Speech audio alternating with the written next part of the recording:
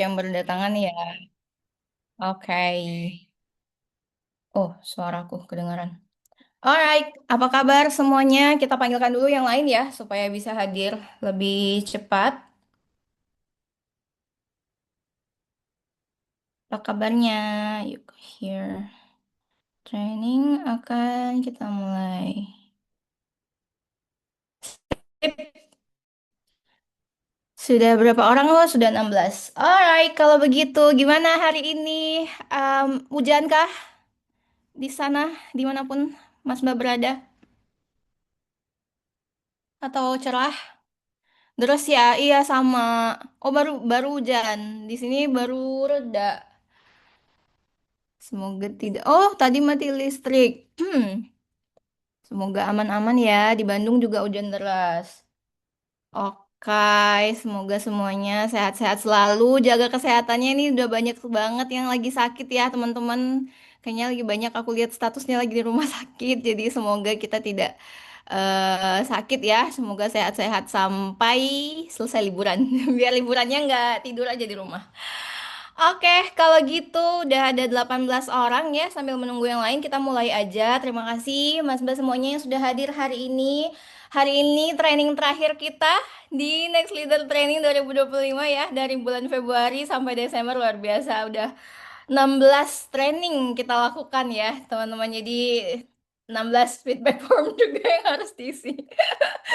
Congratulations hari ini manfaatkanlah karena hari ini temanya adalah pitching skills. Jadi tidak hanya nanti berguna untuk case study presentation, tapi harapannya berguna untuk nextnya ya, next future karirnya Mas Mbak semua, kemudian mungkin nanti bisa apa namanya menduduki leadership skills, menjadi manajer dan lain sebagainya, sehingga nanti akan berguna gitu untuk skills ini, seperti itu. Oke, lanjut aja agenda kita hari ini ada opening, check-in dan group foto, ada pitching skills session, Q&A, kemudian feedback feedback form dan reflection paper sama sedikit pengumuman atau reminder aja. Yang terakhir adalah closing. Sip. Nah, training rules-nya seperti biasa, please open your camera, kemudian bisa menggunakan dedicated background-nya, kemudian keep your mic muted at all times, dan only unmute it when the presenter requests you to do so. Kemudian, if you are speaking, please be mindful of the time. Avoid opening emails or Slack until the session ends. Kemudian, lupa diganti. You are expected to write a reflection paper and submit it within 2 working days or 5 working days atau di tanggal 10 Desember ya deadline-nya. Oke, terakhir let's focus on the training and make the most out of the session. Oke, sebelumnya kita check-in dulu ya. Check-innya pertanyaannya sangat simple. It's our last training session. How do you feel today? Kita tanyakan kepada siapa? Yang lain belum open cam? Boleh open cam, jangan lupa. Kita tanyakan ke Mbak Nurina aja deh. Silakan Mbak Nurina. ah Apa ya, kayak kayak buru-buru aja gitu loh. Ya tiba-tiba udah akhir ya. Nggak, iya itu terus habis itu kayak semuanya kayak numpuk gitu. Hmm, Jadi, case tadi, terus kayak iya, ininya, terus trainingnya. kayak banyak ad hoc gitu kan, jadi kayak wah gitu. Sangat huru hara ya. Huru hara ya kayak gitu. Semoga cepat berakhir semua ini. Amin amin. Amin. Thank you, Marina. Nextnya boleh ke Kadela. Langsung dipanggil. Nggak mau, nggak bisa. Kenapa mau nangis? Em, Ya sebenarnya kayak Kak Nurina sih, ditambah mau liburan, kerjaan banyak banget ya Allah, astagfirullahaladzim. Jadi eh ya itu semuanya numpuk sih, cuma kayak ya Allah cepatlah selesai minggu depan, habis itu bisa bernafas ya. Betul, betul, betul, betul, betul. Gitu. Oke, Tapi Bismillah takut, ya. tapi ya udah. Kayak galau ya, nanti minggu depan udah presentasi, tapi kayak mau cepat berakhir, tapi kayak takut. Jangan lebay deh, Yal. Dirimu kan paling menikmati rangkaian training. Oke, kalau begitu satu orang lagi. Kita manggilkan yang tidak open cam. Siapa ya? Langsung open cam semua. Kita panggilkan siapa ya? Mbak Rizka deh, Mbak Rizka. How do you feel today? Or how do you feel? Ah, lega, boleh jujur. Lega karena kayak training terakhir ya. Terus kayak minggu depan udah presentasi gitu. Kayak akhirnya selesai juga next leader training. Ya, semoga yang terakhir juga yang paling bermanfaat ya untuk Amin. minggu depan gitu. Oke, thank you Mbak Rizka. Ini tidak ada lagi feedback. Oh, saya juga Mas Andre tidak lagi mengingatkan feedback mengenai reflection paper. Alhamdulillah ya, kita bisa liburan dengan sangat tenang. Oke, kalau begitu, thank you Mas-Mas semuanya. Tapi sebelumnya terima kasih ya sudah mengikuti serangkaian semua training kita dari bulan Februari sampai bulan Desember ini. Mari kita lanjut ya. Alright, sebelum kita mulai, kita akan grup foto dulu, teman-teman. Oke, sip. Silakan open kameranya.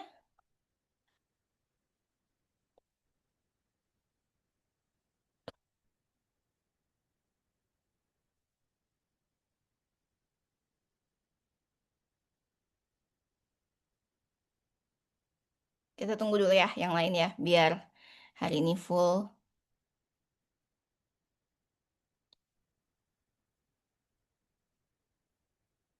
Oke, oh masih.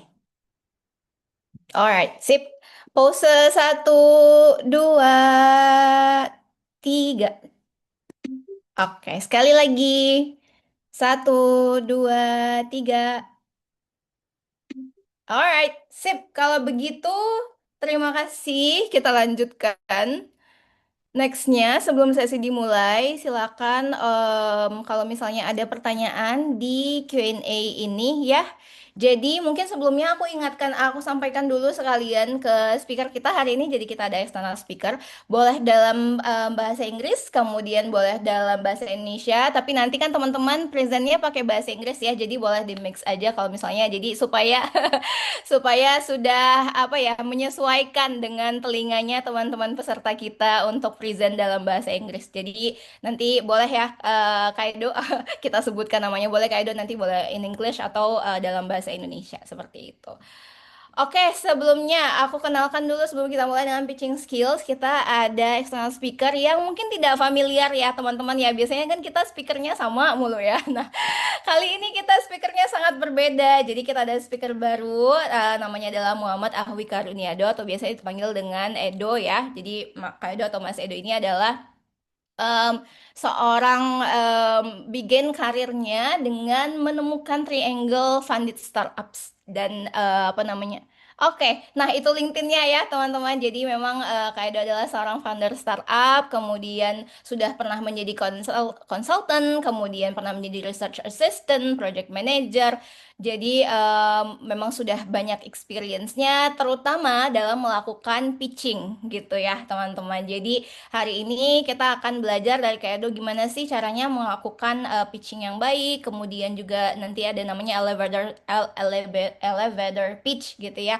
Kemudian juga nanti gimana caranya meyakinkan apa namanya eksekutif ataupun orang yang kita presentasikan sesuatu dan lain sebagainya. Jadi teman-teman silakan dimanfaatkan sesinya. Silakan kalau ada pertanyaan dilaksanakan atau diberikan atau disampaikan lewat form. Oh, formnya udah aku share barusan ya. Ya, di form yang aku share.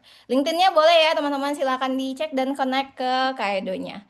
Oke, kalau begitu kita tidak usah berlama-lama, langsung aja dimulai untuk sesi kita hari ini. Silakan Kaido, time is yours. Thank you so much. I believe I'm audible enough for you to listen, right? Let me share the screen. First of all, I want to say the recording session already recorded. First of all, I want to say thank you for inviting me over to Cooper for this training session. I also just noticed that I'm literally the last speaker for this training, the whole training session. So it's kind of put the pressure on me. Hopefully I can deliver accordingly lah ya. So I'm going to split this into 4 sessions where executives are different why fundamentals of the deck needs to be thoroughly designed, how to deliver a speech, and finally the implementation. I hope, and I've seen that your scores on pre-tests, and I believe that your scores reflect on your ability to comprehend the pre-reading session. Thank you for reading it. Thank you for answering the pre-test. I already sent the data to the committee. Now, on the first session, I want everyone to understand that when we talk about business, when we talk about management, there are 4 stakeholders that we need to map out. First of all is the investor. Investors are literally people who put money into the company. So they put their funds, they put their cash to the company in hope that it will become a bigger return at the end of the day. Sometimes the lockup period, or as in the length of investment, would be around 3 to 5 years, even 10 years, especially for venture capitals in startup scenes. They lock up their cash in startups at least 3 years, at most 10 years. So sometimes if you notice, startups that already have 10 years old of experience, as in 10 years operating, they usually are going for IPO, initial public offering. So usually when a startup already reached the age of 10, they are pushed by the investors to do IPO and or acquisition, being acquired by other companies. Now, investors have this mandate because they want to get their capital back and they want a certain amount of return. And there are 2 stakeholders that try to ensure that the investor get what they want. The first is Board of Commissioners. Kalau if in bahasa, I usually call it DECOM, Dewan Komisaris. They supervises the company, directors and employees, but mostly the directors. They oversees and ensures the company operates in compliance, kepatuhan. So when I worked in banking sector 2-3 years ago, the commissioners are usually coming in and have a talk with OJK, Financial Securities, Otoritas Jasa Keuangan, to know is whether the banking system that we have are aligned with the legal proceedings, with the laws, and so on and so forth. Also, Board of Commissioners provide check and balances because sometimes Board of Directors try to have a short-term win in sacrificing the long-term gain, simply because Board of Directors are usually incentivized on quarterly result. Yeah. So in every quarter, in every 3 months, directors are usually have to sign the papers of audit, sign the papers of financial statements, FS, and so on and so forth. And to make it look good, usually they kind of focusing on short-term gain. So Board of Directors needs to be checked on their daily basis, which comes from the Board of Commissioners. So this one supervises this one. Accountable. So the Board of Directors are accountable for strategic and operational decisions. They execute policies set by the Board of Commissioners, leads and direct employees to achieve company goals, and then Board of Directors managing the employees. So it is a chain of stream. Jadi kalau misalnya atas marah ke bawah, bawah marah ke tengah, tengah bawah. Jadi marahnya dari atas turun ke bawah gitu. Jadi sometimes for me and my team, when we usually get dimarahin sama bos, kita bakal ngingetin diri sendiri bahwa terkadang bos juga dimarahin. So yeah, it's a chain of command. It's also a chain of streaming from the top to bottom. Now, when one of the questions given to me was the executive level, it really goes back to the company level. Sometimes people who are in senior manager, SR and GR, are usually also executives. The term executives means that they have a certain amount of influence and capacity to make a decision, to redirect the company or to direct the company. In my previous work experiences, people who are having the title of senior manager, they have a certain amount of ability to direct the company. But the limitation usually comes to the budget. For example, if you're a manager, you can expense up to 50 million. If you are a senior manager, you can spend up to 75 million. If you're assistant vice president, you can go so far to 150. If you're vice president, you can go so far to 200 or 300. And then if you're C-level, you can literally use all the budget in the company. So the limitation of power to all of these executives are usually comes back to finances. So really, the one who gatekeep the company, the one who manages the company bloodline, are the finance team. So below senior manager usually are do not have a certain amount of power to make a decision, but a certain amount of authority to execute a decision in a way that they deem fit. So the way you need to talk to these people are very different. You need to understand the money, the P&L, profit and loss, and arguably you need to maximize the profit or reduce the loss. So employees are usually ranging from intern to supervisor SPV, right? Above SPV usually udah manager. Manager have a certain amount of authority, but the second highest, the next level of authority that can spend budget would be senior manager. I do not know the internals of Quipper, but usually in banking sector and in companies that have thousands of employees, they divide it by ranking system aside from budget from level 1 to level 6, and then level 7 to level 15. 15 is the C level. But yeah, those are the ranging system for corporate accountability flows. Now, as board of commissioners and board of directors needs to focus on P&L, profit and loss, they need to prioritize their time for strategizing which market that needs to be penetrated, which market needs to be done in, or even which projects needs to be postponed or even cut in half, or even stop it outright. So it reserved to protect, reflect, and long-term decisions for the C levels.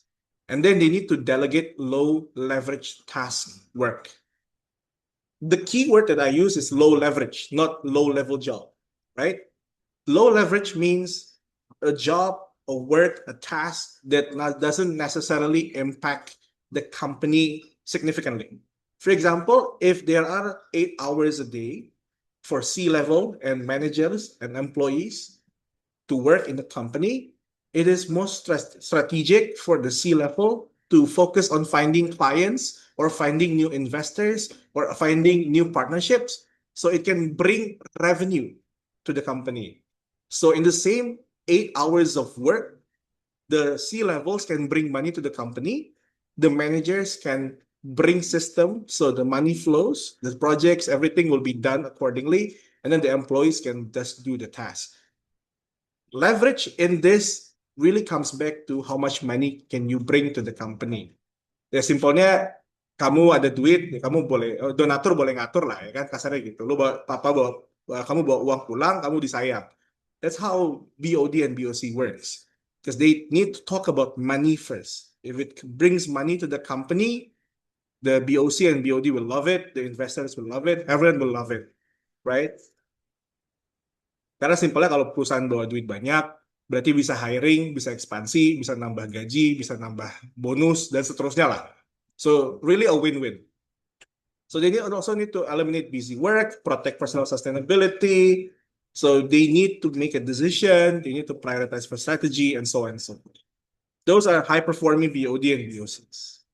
Their KPI are literally P&L.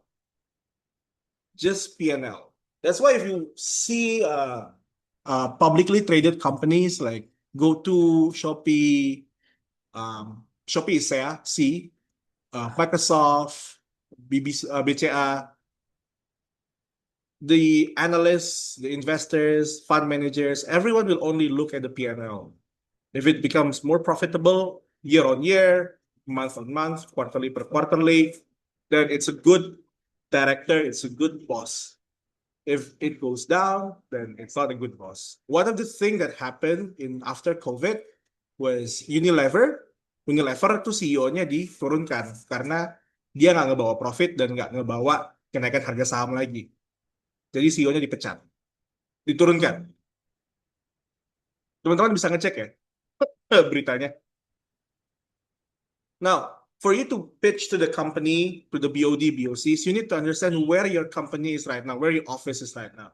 If your company focuses on growth, if your office focuses on growth, so it means that you demand investment and new markets, new products, new services.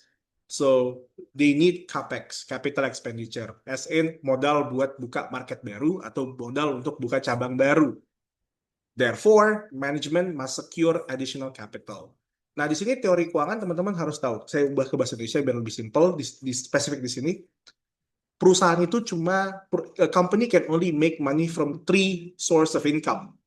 Perusahaan cuma bisa mengambil 3 sumber keuangan. Pertama adalah penjualan, ya. Kedua adalah utang. Ketiga adalah investasi. If you look at how cash flow in companies, it really comes back to these 3. Penjualan, selling products or services, taking a loan from a bank, and investment. Now, if a company cannot sell their product, cannot sell their services accordingly, then no banks want to give them money. So there will be no loans, right? No loans, nothing. Investment will also not come because why would investors invest in a company that doesn't grow? A company that doesn't grow means there's no stock market growth, there's no stock appreciation, there's no value in it. So it really comes back to this penjualan. Now, if an office, if a company doesn't want to penetrate new markets and build new products and services, they need new capital, right? Now, the capital can either be from net profit. So net profitnya dikurangin, misalnya biasanya keuntungan 30 miliar dari penjualan 100 miliar, so 100 billion, 30 billion. Nah biasanya 30 miliar yang disimpan, usually they save it, but now they use it for R&D, research and development. So the saving rate goes down. Or they can ask for a loan. A company can go for a loan to the bank. They can say, we're making 100 billion per year with 30 billion in profit. Can we ask for 20 billion in loan? Now, with that, they do not need to use the 30 billion. They still have the 30 billion, but they added a new capital of 20 billion despite having to pay interest rate. Okay, so in growth mode, cash 10 billion, profit 5 billion, capex needed 25 billion. It's one of the scenario. There is a shortfall of 10 billion. So the company raised equity funding round. Kalau teman-teman sadar di startup itu ada seri A, seri B, itu orang-orang invest ya, investor invest. Itu sebenarnya adalah untuk capex, untuk memperbesar perusahaannya. To grow the company by hiring more people, building new product, building new services. So the venture capital comes in, put money into the table, on the table, and then the management will use the money for growth. It's funding. They are raising by equity. Maksudnya sahamnya dijual untuk mendapatkan uang baru. Dan uang itu dipegang sama perusahaan. Atau yang kedua adalah utang, debt. Usually the conventional debt is KUR, kredit usaha rakyat, or a corporate loan. It really comes back to the company's assets. Karena kan kalau utang ke bank, if you take a loan from a bank, you need a collateral. Collateral itu agunan atau jaminan. Nah, the collateral must be equal value and or at least 30% of value. So if your collateral means gudang tanah 1 M, tapi NJOP-nya itu nilai pajaknya ditaksir sama banknya itu di angka mungkin cuma 800 juta gitu ya. Ya, berarti lu cuma bisa ngambil ngutang 800 juta. That's it. Now, usually if a company is still in the investment mode, receiving funding from investors, they're growing. Like startups, they're growing. The second one would be stability, means cash reserve. So cash reserve means that they are saving cash in the bank. Seperti kita nabung duit gaji. Mereka nabung duit profit. Nah, for example, the case would be profit cash 10 billion, profit 5 billion. They retain 80% of profit, so 4 billion is safe.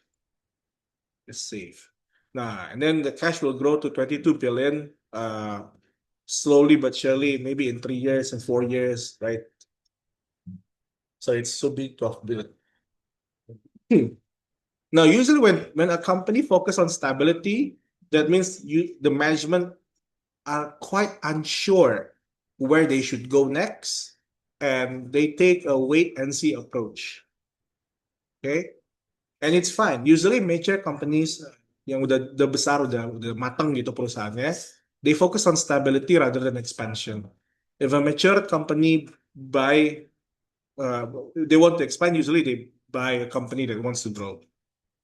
So as you can see, if the management focus on this, you cannot talk in a way that focus on this, and vice versa. You need to understand how the office works. Then when you understand where the office will go, when your company will go, and then you talk to the management, you are on the same page.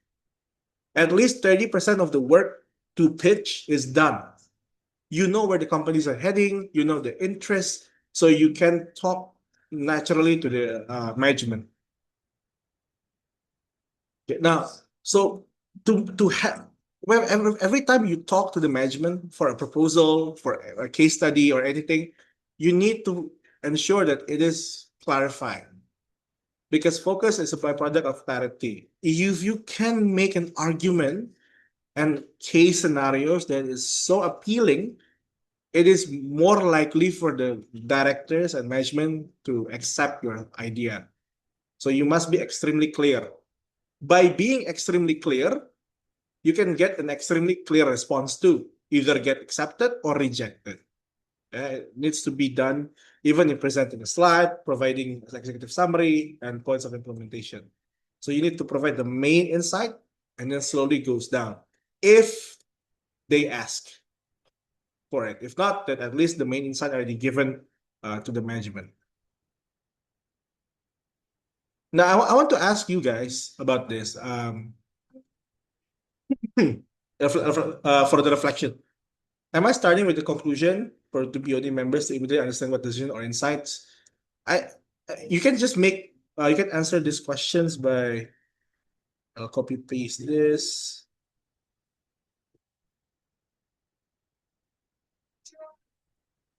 If you're comfortable, please answer this question by replying to my message on the comment section.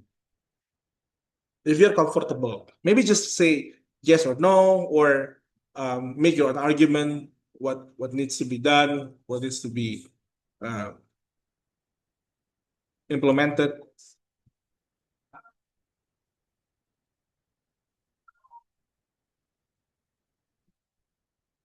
If you are comfortable. Nah, I'm going to pause for 1 minute because I want to drink.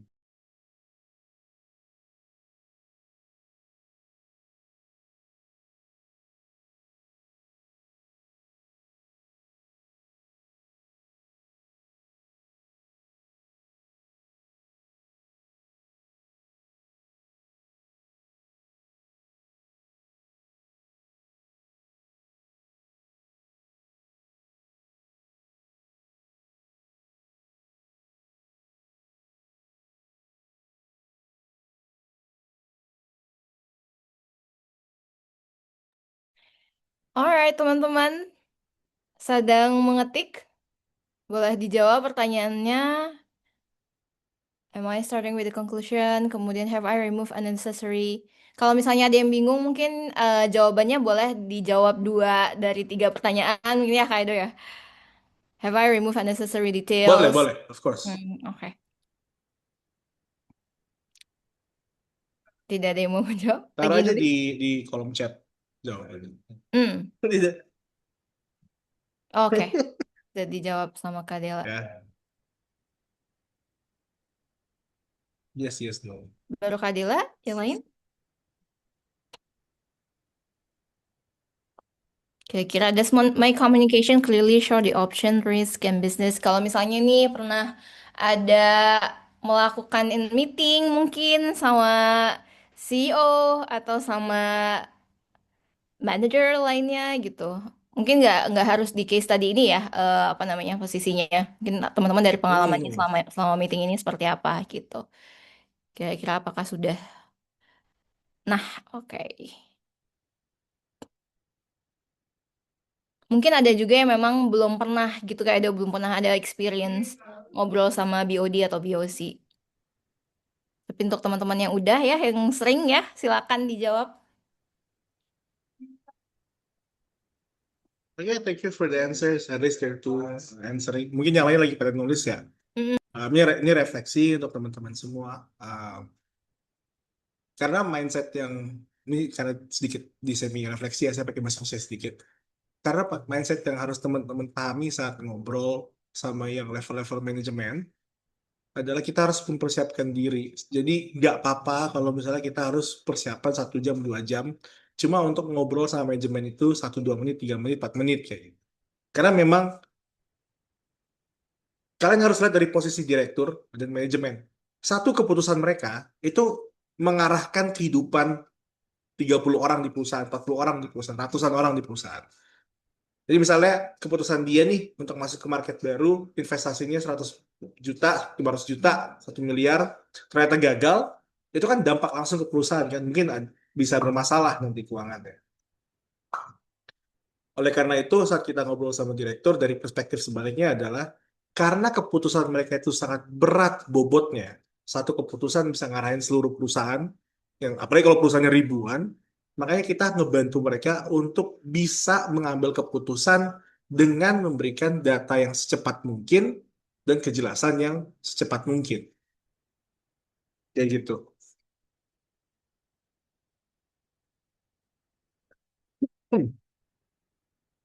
Kayak bercandaannya itu biasanya adalah direktur utama itu orangnya excited, apa aja mau masuk, lihat sesuatu yang baru pengen dibikin.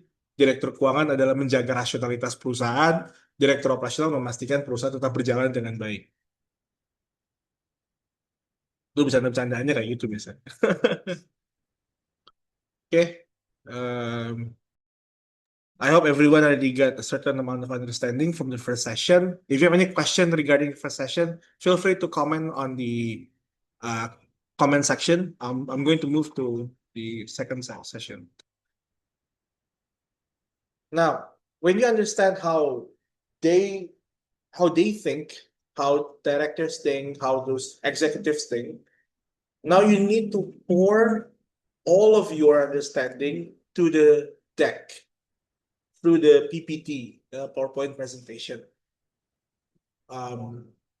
Hence, it is a common thing kalau kamu lihat PPT-nya McKinsey atau BCG atau Deloitte, PwC, if you see their PowerPoint presentation, their deck, they usually have a certain amount of narrative. They usually have the same amount of structure. They usually have a certain amount of structure that usually template, common. Now you need to pour that. Because I work in consulting before, I believe that you already sense how I make my PPT. That's because I was taught that way. Dulu tuh, 1 bulan pertama kerja di konsultan, gue beneran dimarahin cuma gara-gara PPT. Jadi PPT gue selama 1 bulan, for 1 whole month, there are no clients that see my PPT, my deck. Because for 1 full month, I was taught, I was grilled every single day by the boss, by the management, before my deck slides through to the client's table. So 1 whole month. Wow, challenging. So now when you talk about presentation, it's fine if you need to spend some time to really pour out your thoughts to the deck. Even this deck was presented, created, drafted multiple times, and then I need to present it to the committee, get input, and then recreate it again, rewrite it again, and so on. So it's fine for you to take some time to create a good narrative and present it on a deck. So good presentations usually either follow a clear horizontal or vertical logic. So horizontal logic comes from first slide, continuing to second slide, and then third slide. If you notice the first session, the first session follows this structure, which is horizontal logic. Now, the second session, I specifically use a vertical logic. So this thing might connect, but the connection is not that clear. But the whole data and the whole message can be seen only from one slide. Then the second slide, then third slide. Both are okay. It really comes to your ability to craft a narration.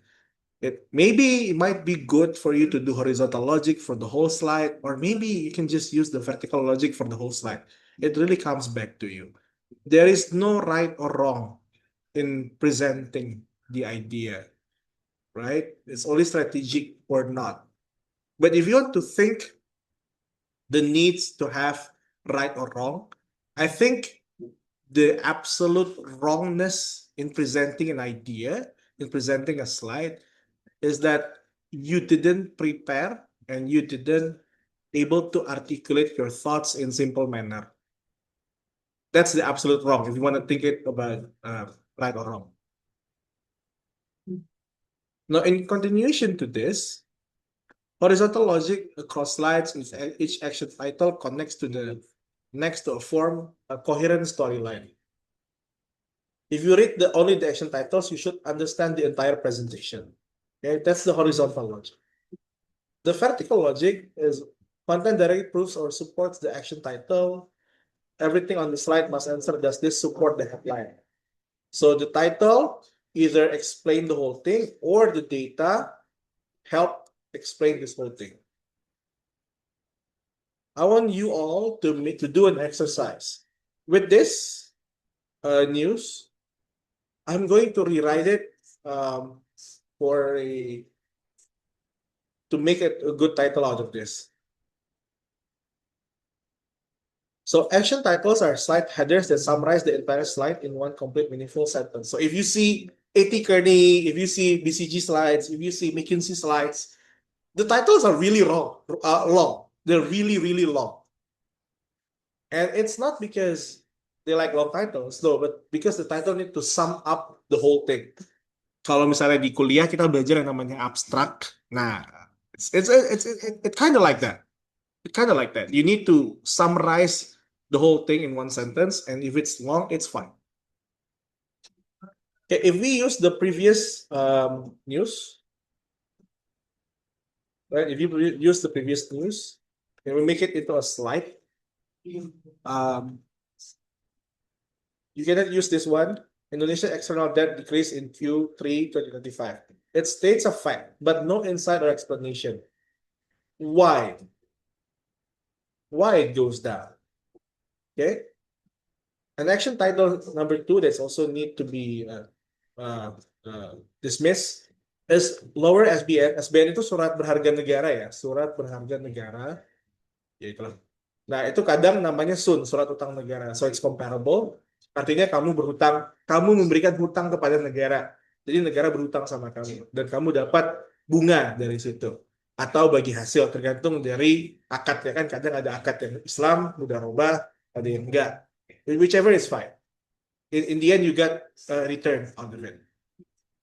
So lower SBN demand, maksudnya permintaan dari surat utang negara itu menurun, akhirnya mengurangi juga foreign debt levels. It highlights one data point but does not summarize the full narrative. Okay. Now, a good title would be foreign inflows, uang dari asing berkurang sehingga mengurangi biaya utang eksternal. Maksudnya utang dengan denominasi dolar atau mata uang asing lah. So it answers why the debt declined and also it captures the so what. So what? So this is the status, foreign inflows weaken, which leads to the so what, driving the drop in external debt. Now, to make it easier for all of you, I usually when I do this kind of work, I put the data to ChatGPT and then let it do the work. So this is my prompt, yeah. Using this data, let's craft a title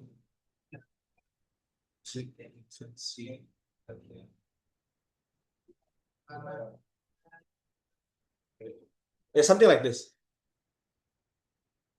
So using this data, please craft a title using vacancy level slide. I don't know, something like that. Something like this. So you just pour out the data and then let it rewrite. Now, if you want to make a good deck, in the first part of writing a good deck, you cannot edit the deck. You need to pour out your thoughts first and then rewrite the deck. Kalau pakai bahasa Indonesianya, saat kamu sedang menulis, kamu juga tidak boleh mengedit. Kebiasaannya saat orang menulis, dia juga berpikir untuk mengedit tulisannya, sehingga tulisannya diulang-ulang. Ragu dengan kualitas tulisannya. You cannot do that. The first thing that you need to do is just write free flow. Just write it as is. And then slowly but surely edit the whole thing after you get a certain amount of data to make a conclusion. So not immediately edit it.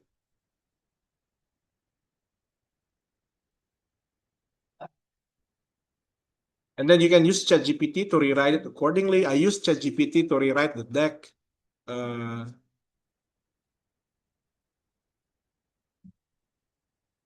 So I cut the heavy lifting lah, because I'm using ChatGPT to do the heavy lifting, rewriting, summarizing, analyzing, and so on. So I just need to make a decision, make a rewrite on my own, and then let ChatGPT to check on it, and so on and so forth. So my work for you making a deck, either presenting to investors or pitching to clients or to other companies, is just like putting data and then free flow writing, and then ChatGPT make it better, maybe rewrite it for a little bit, and then submit. And then if I found a new data, it goes back to this, to this, to this, and to this.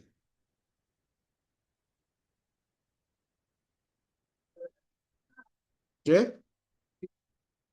You need to integrate AI to your work lah. If not, it's gonna be hard. Now, aside from using horizontal logic, vertical logic, summarizing the action titles, you also need to be consistent on your slides. So if you're using the case study, if you call it mini sys development, you cannot suddenly call it light sys or mini student system at the late slides. You need to be consistent on your words. Kalau misalnya di dunia skripsi dan tesis itu namanya konsistensi terminologi. Jadi kalau udah pakai terminologi satu, ya udah nggak boleh pakai terminologi yang lain. Maybe even like when you write an article and then you use the word revenue, you cannot suddenly change it into the word omset atau misalnya pendapatan. You need to keep using the same keywords. If you start with cheating detection suite, do not refer to it anti-cheat AI, integrated system, tool, and so on and so forth. You cannot do that. Okay, you need to do it consistently every slide using the same terminology. Continue and so on. It gives it helps the listener and the one who's going to read your slide coherency, so they are not confused with your slides, or they just less confused with your slides. Because frankly, if you make a PPT, you make a deck, and there are lots of data, it is going to be confusing for people to read it. So help them understand your deck by using simple words and consistent languages. And one of the principles that I need everyone to have is that you need to ensure that your deck can be read without being explained. So it can stand on its own. Yeah, this is one of the consulting principle. Make a deck that stands on its own. Apologies. So the deck needs to summarize your thoughts, and then when you present it, you can elaborate, you can make it descriptive. You don't need to read the whole thing over and over again. This is why when I present online, I have the leniency to coret-coret, to point out emphasis, and then to elaborate on my speaking. Now you got data. When you have data, there are two ways to explain the data to the readers or the listeners. First is using top-down data. You put a summary in the title section. This is the data, it goes down, and then you want to find a conclusion using this. It's like this. When you read this slide, your eyeballs will first read the title, probably, and see the data, and then try to find conclusion here. So the logic would be 1, a 2, a 3. Okay? Now, if you use the left-right data, your logic would be 1, reading the title, then 2, 3, 4 in continuation. Oh, ini artinya ini artinya ini artinya ini. Again, it's your you can either use top down or left or right data. Now for the presentation, you can either use the data with bar graph, chart, line graph. Usually when there are lots of money involved, they use Sankey diagram for this. Let me show you.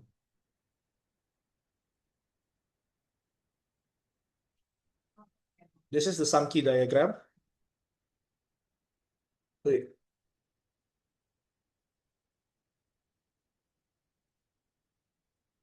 It can clearly explain the amount of money that going through, going in, where it goes, and so on. You can use Sankey diagram, graph maker, or those kind of things to visualize your data. All right.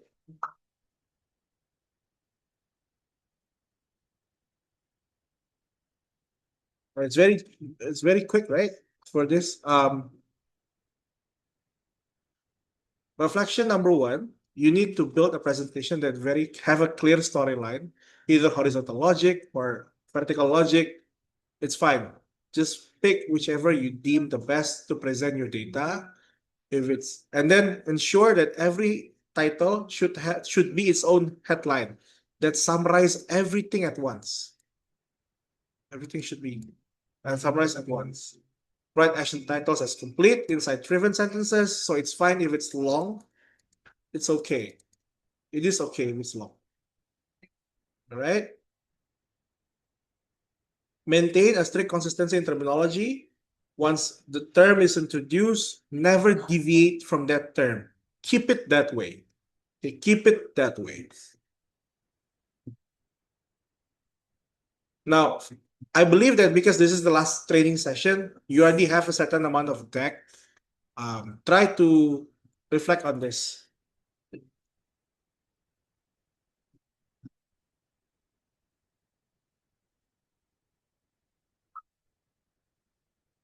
I will give you 3 minutes, 4 minutes to reflect on this and then reply on the comment section. Okay, do we have several questions coming? Do you like to answer it or later in like Q&A session? No, it's better now. It's better now. Okay.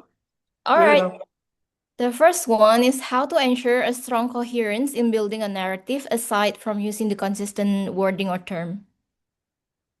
Is anyone would like to share? Siapa ini yang nanya? Boleh open mic? Consistent. What? Is it possible for me to access the questions? Sure. Or I can share The sentence on the comment section. Yeah, it's fine. Or yeah, sure.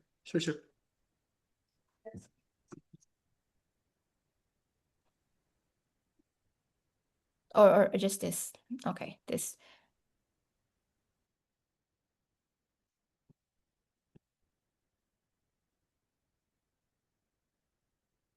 In the comment section.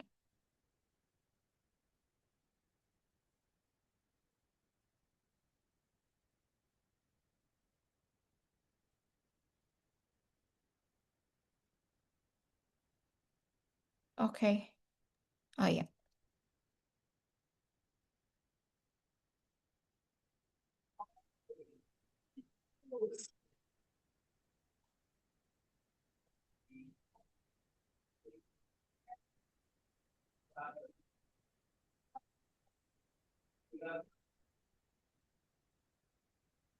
So typically, you start with the end in mind. So what kind of message that you want the listener, the audience to understand, and then you build on that.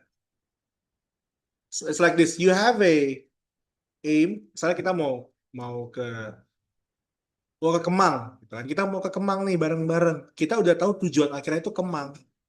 Berarti misalnya posisi kita sekarang lagi di Blok M dan kita mau ke Kemang. Maka karena sudah punya tujuan yang jelas, we have a clear aim to go for Kemang. Now we can use various methods. Maybe you can use Gojek, you can use GoCar, taxis, public transportation. But all of these methods, all of this ability to options to go to Kemang comes after you know that you're going to Kemang. Karena kita tahu kita mau ke Kemang, jadi kita sekarang punya banyak opsi karena kita udah tahu tujuan akhirnya. Jadi to make a narrative, coherent narrative, you need to make a very clear message on what's the end goal. Apakah kamu ingin bos mengerti pesan kamu, atau bahkan cuma sebatas apakah kamu ingin si bos itu tahu potensi dari project yang akan kamu lakukan, atau misalnya berapa banyak biaya yang sudah dikeluarkan terhadap sebuah project dan projectnya itu nggak terlalu berkembang, makanya kamu minta untuk di stopin. Tapi intinya adalah kamu punya tujuan yang jelas untuk mengajukan sebuah proposal, untuk meminta sesuatu, untuk request sesuatu. Um, ya, seperti itu. Asalkan kamu tahu tujuan akhirnya, maka dengan itu kamu tahu berbagai macam cara untuk ke sana dan kamu bisa membuat narasi yang koheren. Ini sama kayak kalau kamu pesan Gojek ya. Kalau kamu nggak tahu mau apa dan kamu membuka aplikasi Gojek, nggak akan bisa dibantu sama Gojek, nggak akan bisa dibantu sama driver. You can only get your food from GoFood or GrabFood or Shopee Food or Astro by knowing what you want to buy, by knowing where you are right now, kamu di mana sehingga kamu bisa dianterin makanannya. And then after that, you can calculate the cost, the time span, and so on and so forth. So again, begin with the end in mind. What kind of message that you want the listener to understand? As long as you know point B and then you're at point A, then you know the method to go to point B. But if point B is not clear, then no one can help you. No one can help you. You need to know where you're going. Hopefully it answers your question. You can do a follow-up question and I will reply accordingly. All right, we're going to move to the next question. Kaido, how to avoid Okay. making the consistent use of terms become something boring? The question is in the chat box.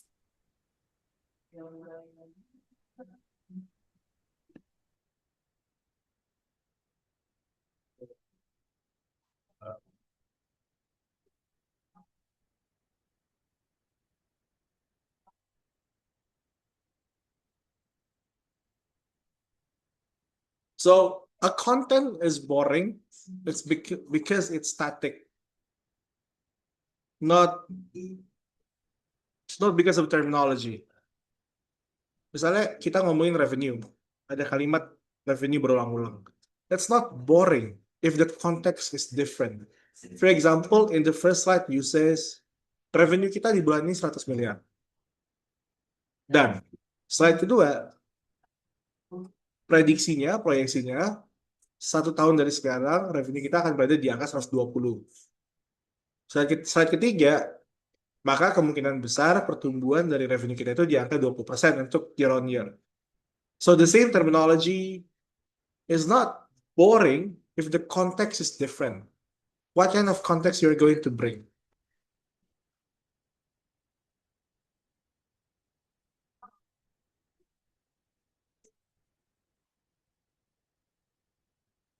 Let me write it.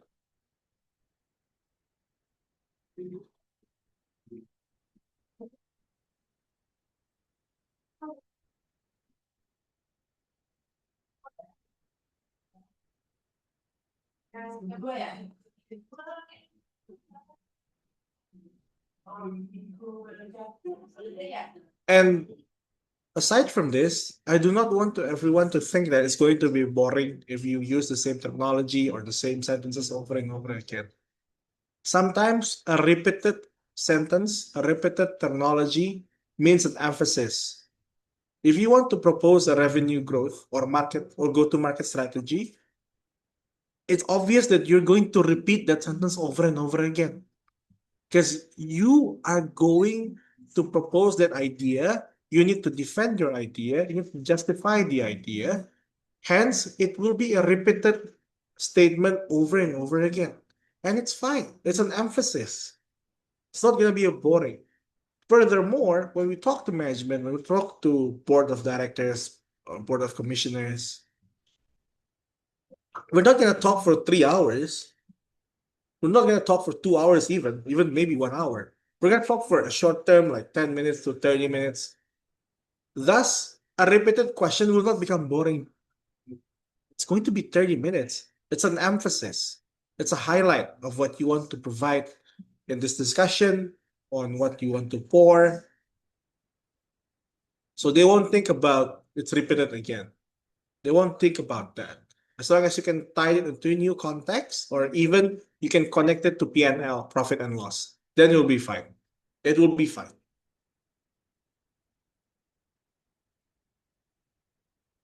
Again, if you have a follow-up statement, come up on mic and you have a conversation. Okay, there's a new question too, Kado. Yeah. I'm reading. All right. Eh,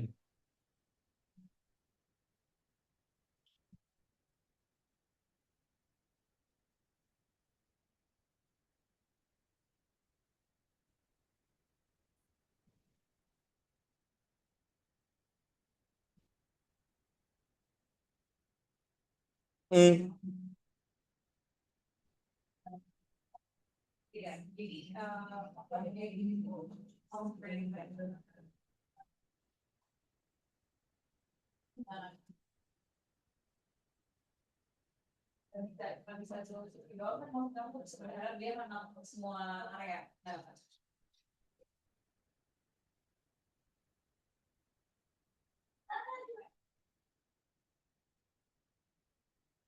Usually, executives prefer to be sent with the idea, with the notion, with the deck before a meeting.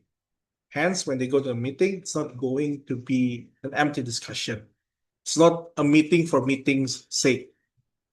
It will be clear and concise. Thus, when we try to balance things out, we need to pour emphasis on numbers when we put the deck.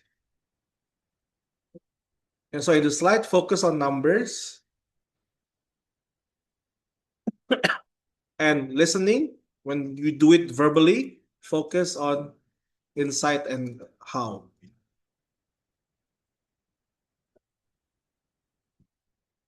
The numbers will be there. Put it on the slide as much as possible. And conclude with action titles and executive summary. Why it is strategic for you to put the numbers on the deck? Because it will be easier for you to explain. No one can really memorize all the numbers immediately, especially when you just finish a PowerPoint proposal for like after 4 hours of work, 5 hours of work, and then you want to present it.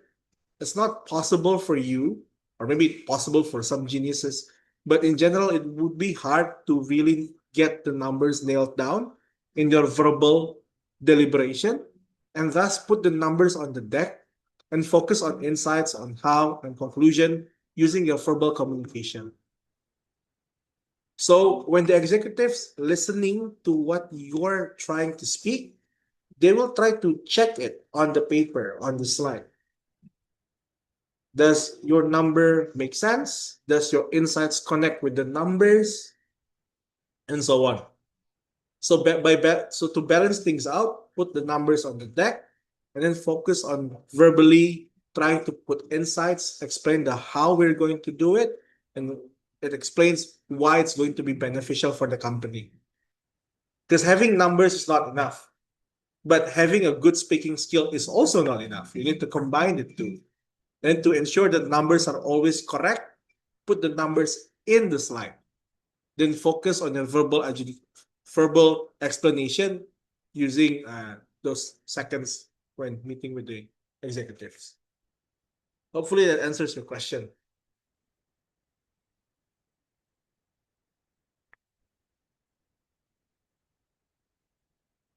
How to act when we're blank.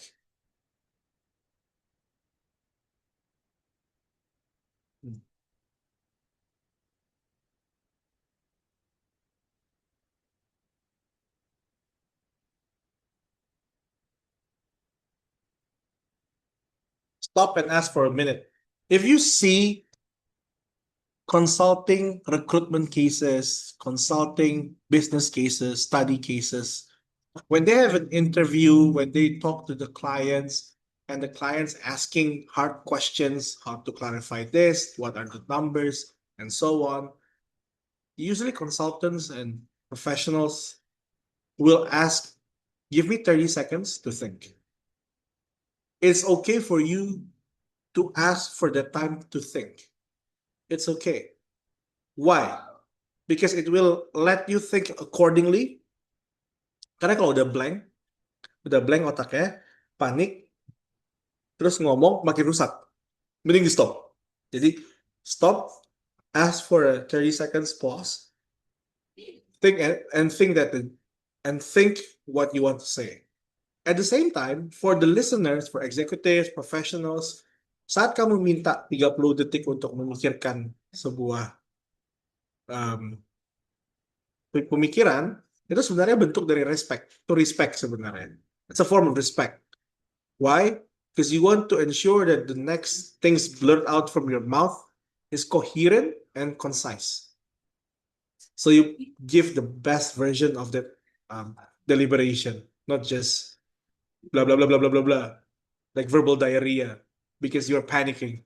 You cannot do that. Stop. Ask for 30 seconds. Think about what you want to say. It's a form of respect to the listener, because the listener will also feel that you're trying to give your best in this proposal, in this pitch, in this meeting, and then deliver what you want to say accordingly. So there's no weakness in asking for a pause. There are no weakness to do in this context. None. Ask for it.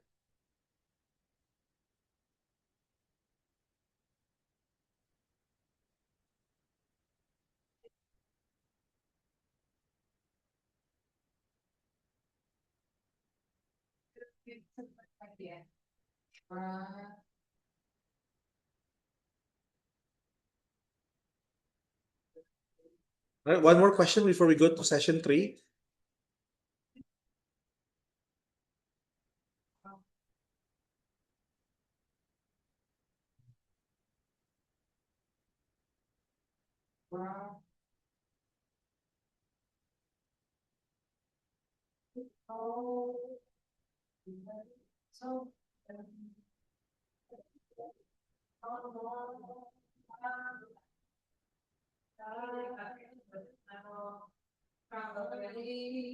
Saya bakal kasih contoh aja dulu ya, preventive measure-nya ya.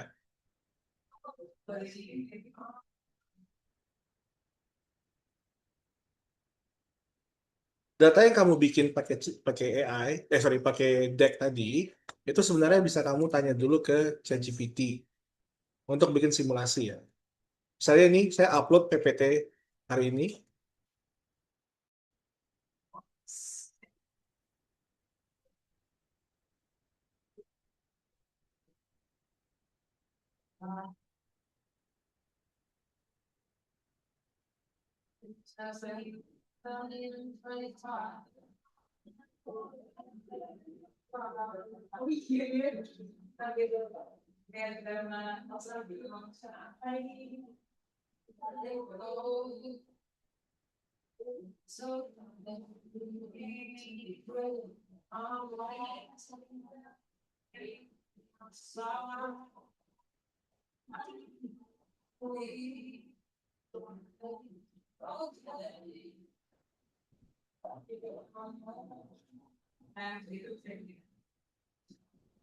Okay.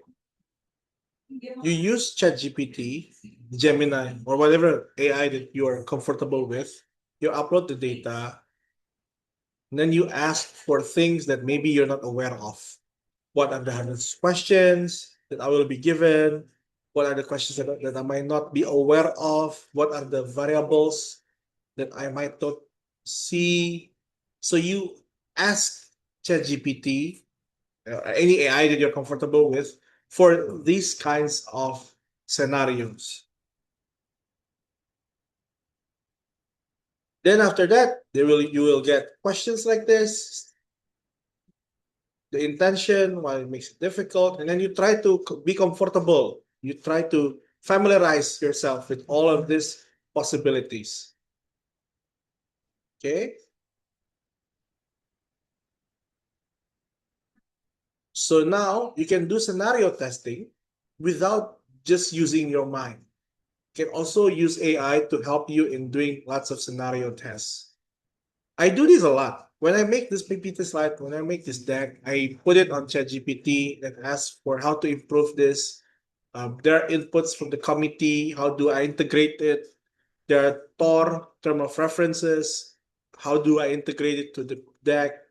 How to check all of this and so on. So really have a dialogue with AI. It helps you out. But again, as I said before, you need to know your aim.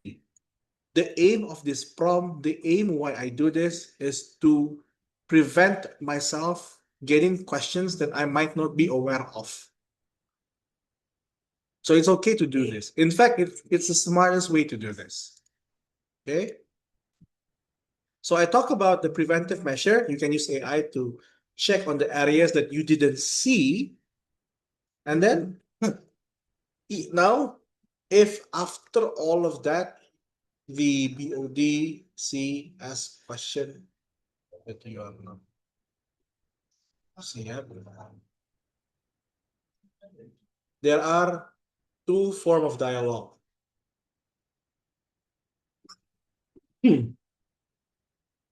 One,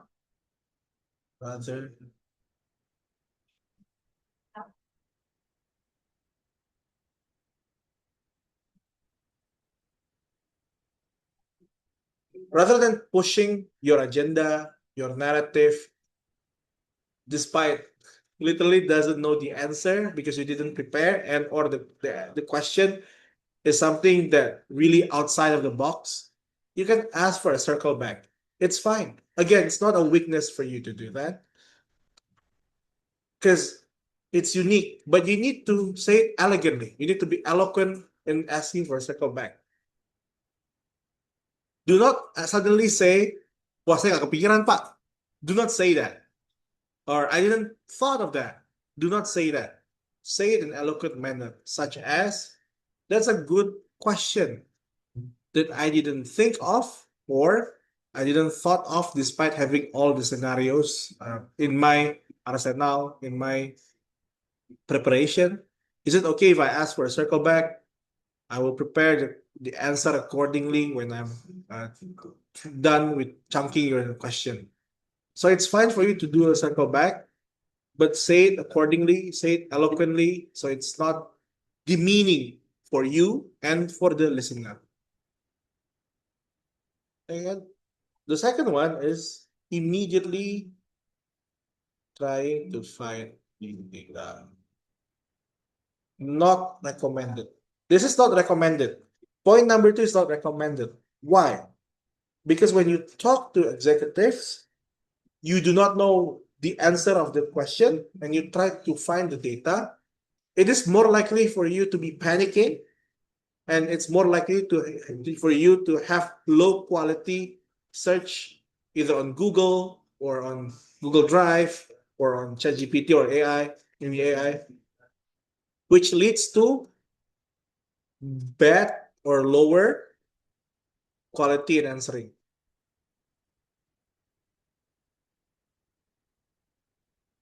So it's not recommended for you to immediately on the spot look at the data. It's not. It's better for you to go back and then find appropriate data, then comes back. So circle back. Say it eloquently though. Jangan tiba-tiba bilang, saya nggak nanya, persiapkan pertanyaan itu Pak. Jangan kayak gitu, jangan kayak gitu. Lebih elegan lah ngomongnya.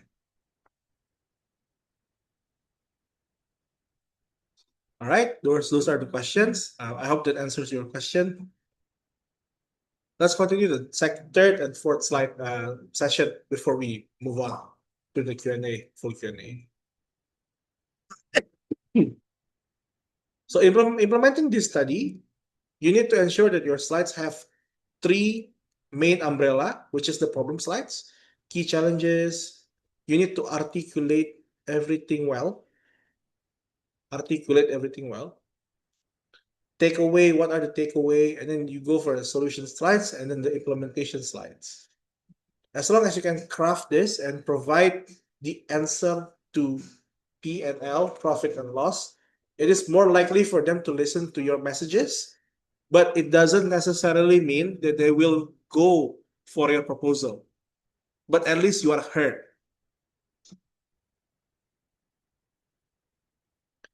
In communicating verbally, you need to understand that working with executives means that you need to provide the key messages, yeah, and then go for the details if they want to listen to the detail, if they ask for the detail. If they're not asking for the detail, then there's no need for you to go to the details. This is hard for people because when we study, saat kita belajar di sekolah, sampai kuliah, itu kebiasaannya detail dulu baru pesan akhir. Contoh deh, kita bikin penelitian.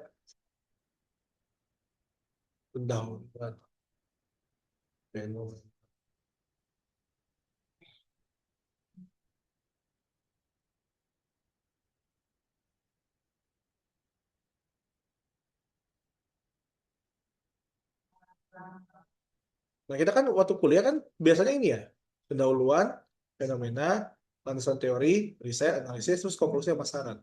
Beneran seperti ini. You go for the details, the phenomenon, status quo, analysis, kerangka berpikir, and then you go for the key messages at the end of this. So you need to relearn new ways to talk by flipping the pyramid. Key messages, then go for details. Now, when you try to deliberate your answer to executives, they are more likely to have follow-up questions, and it usually falls into this category.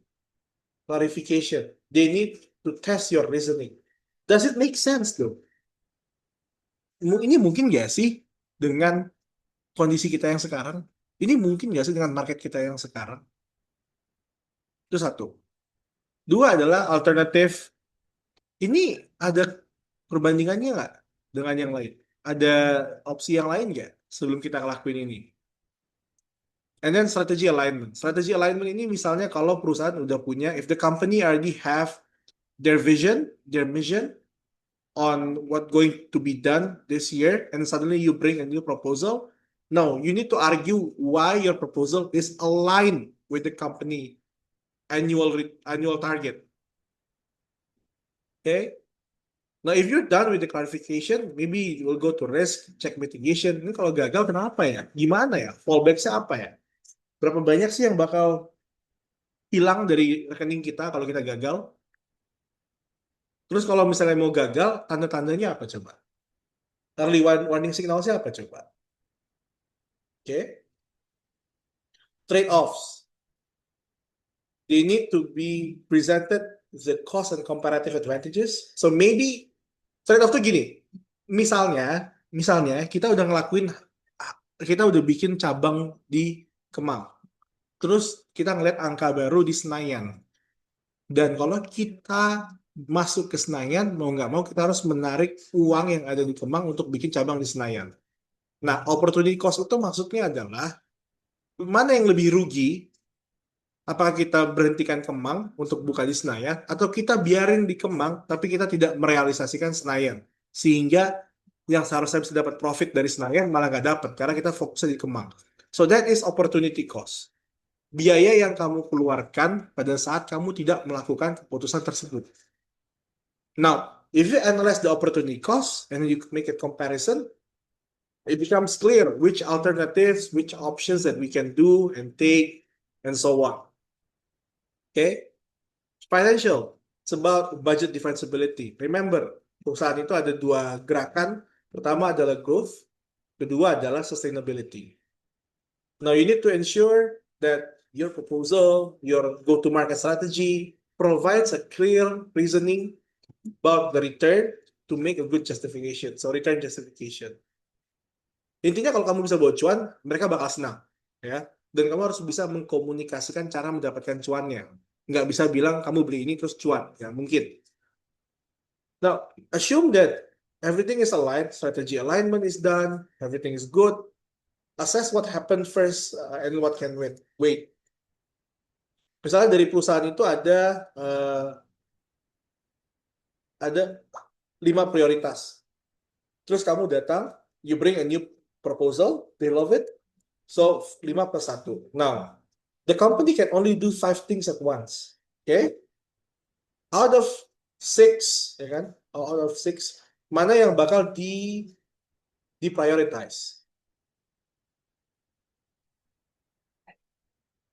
Now, you need to make a good justification why a certain priority needs to be deprioritized, maybe on hold or push it to next year.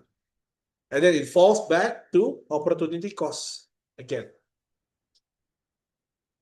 So a strong reason to propose, a strong reason to make a strategy, to go to market strategy or anything like that, is the numbers. Always come back to the numbers. Does it make sense for us to do it?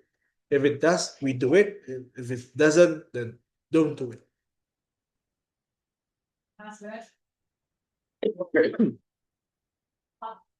Now, in presenting, you need to understand the 3-second rule. So make it share one strong rationale to keep the argument sharp, very clean and clear. One evidence point, one data, one close, and then what are the options?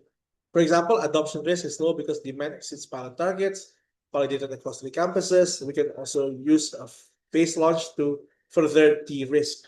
Misalnya kita udah rilis sebuah produk nih ke target-target kita, ke beberapa kampus. Di konteks ini kan ada 3 kampus ya.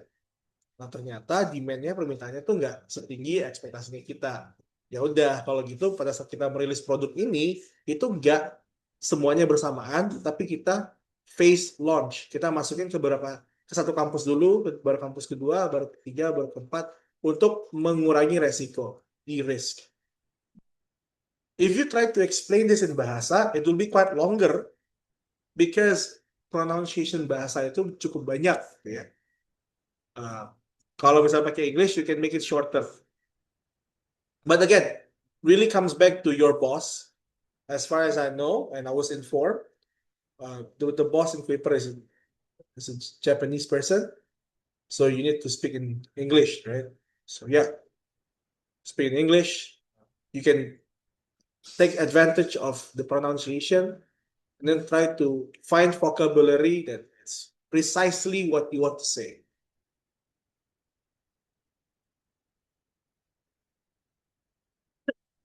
So always communicate top down, answer questions with 3-second rule. When you're even explaining it, anticipate the 5 types of executive questions, demonstrate business impact clearly, speak with precision, not filters. I understand that when I'm speaking here, there are still filler words that I said. Like for example, I also need to work on that. Everyone needs to work on that. So please, it's better for you to pause. Try to be conscious about it too. When you need to form a sentence, it's fine for you to pause. Back to the question previously spoken. If there are questions that needs to be done and you're blank, You don't have anything to say, ask for a pause. All right.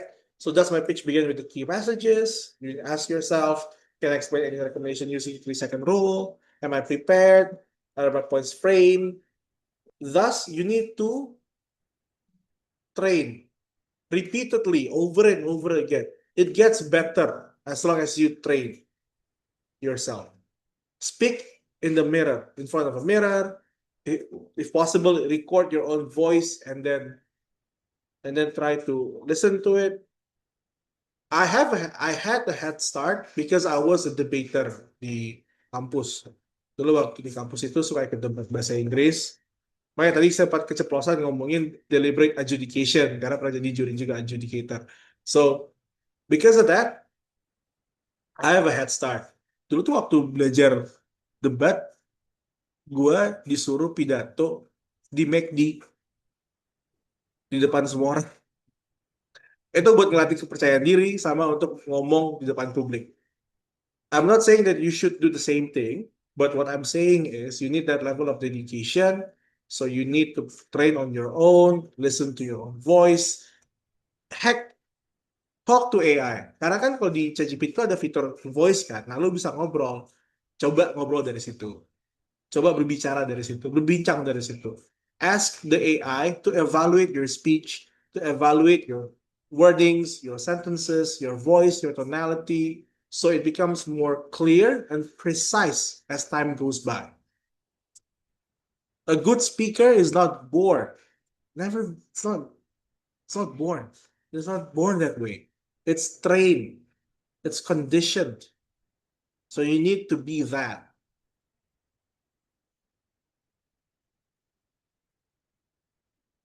Let me post it.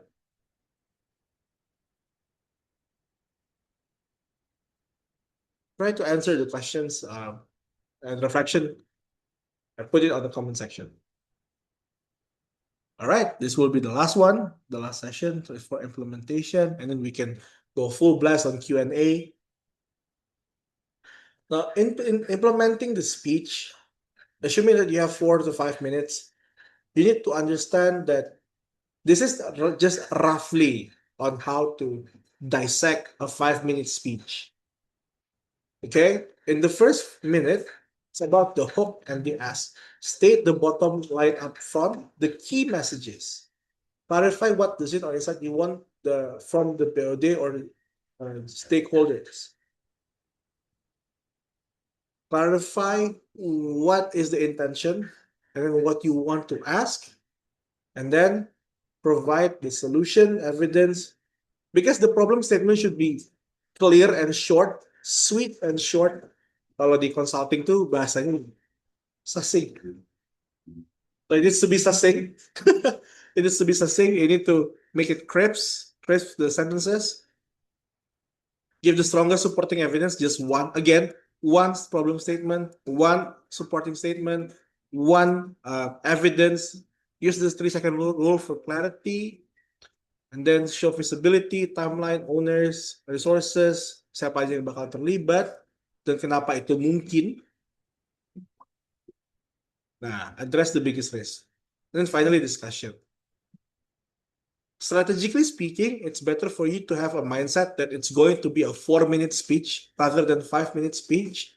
So, in that span of 1 minute, maybe you can elaborate more if asked, or just let it go. Just do a 4-minute speech. Why? Daripada kita mikirnya 5 menit, terus kita mencoba untuk maksimalin dan akhirnya buru-buru, nanti cara ngomong kita akan semakin cepat dan akhirnya nggak ada gunanya. Kayak tadi, lebih baik ngomongnya pelan-pelan aja, pikirin 4 menit sehingga kita punya spare 1 menit. So we have 1 minute spare. Alright?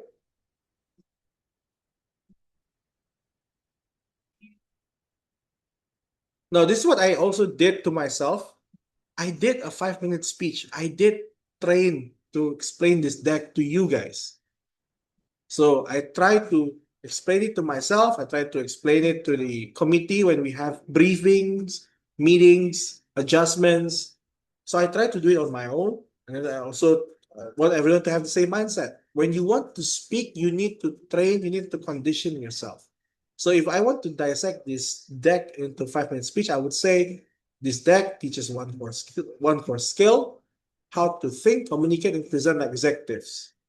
We're going to do this in 3 sessions or 3 structures: mindset, structure, and delivery. Executives focuses on strategy, risk, and long-term dedication. They need clarity rather than noise to make themselves focus and make good decision. Thus, we need to balance out the data with the verbal deliberation. Strong deck then follows either horizontal logic or vertical logic. A good deck is readable and can stand on its own. Finally, we would teach top-down communication, the 3-second rule, and so forth, so on and so forth. So you just need to make an outline, key messages, and then try to speak on it. No need to follow it word by words. It's quite hard to do that, and it reduces your ability to be creative and improvise as you speak. Just make a good and clear what you want to say, then yeah, say it. Now, pro tips: finish early. It's better to finish early rather than rushing the pitch. Again, think 4 minutes, maximum 30 minutes.